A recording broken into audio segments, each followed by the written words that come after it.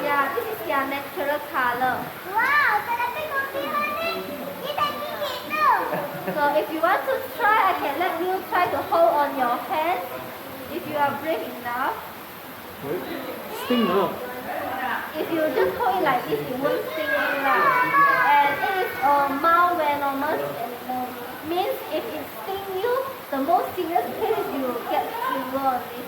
Oh, Yeah. fever ni The demam. most serious case lah, unless you have allergic, and then unless you have seafood allergic, then you have the symptoms lah.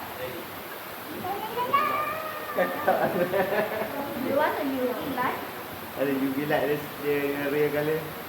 Yeah. You can come here nearer to see. Anas. Kita tangan. Anas sini. Dia tak gigit. Dia tak gigit tu. Tak gigit. Yeah. So this is the original color, and then this is the warna apabila dia kat bawah cahaya UV atau cahaya bulan. Dia akan tukar macam ni. Oh. Ya. Warna hijau lah. Yalah. Cantik kan? Cantik. Kamu nak try ambil tak? Tak nak. Takut lah. Iya. Gigit tu. Tak. Dia tak gigit. Ya. Jangan risau ya. Ya, dia cuma nak jalan-jalan sikit saja. Hai. Okay. Okay. Okay, bye. Thank you. Anas, bye. Ni. Mana Anas nak buat tu? Warna tu. Hijau. Hijau pun. Aspen spider. Oh, macam tu. Oh, tu. Apa? Tarantula ke apa? Bukan? Brazilian salmon pink. Wow. Tapi yang ni bahaya juga tu. Bahaya lah. Okay, jom. Mana? Mana lagi? Pusing kan, jom.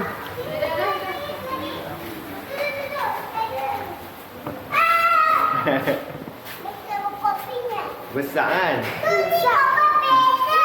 Jom. Jom. Dah ada ah, spider. Jom, sini. Sini nak, jom. Pusing sana. Oh, saya tengok dah. Okey, jom. Kat luar lah. Jom, keluar.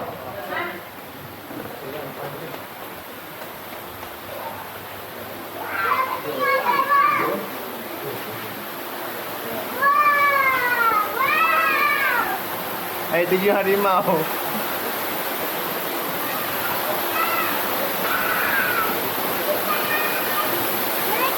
Macam ya.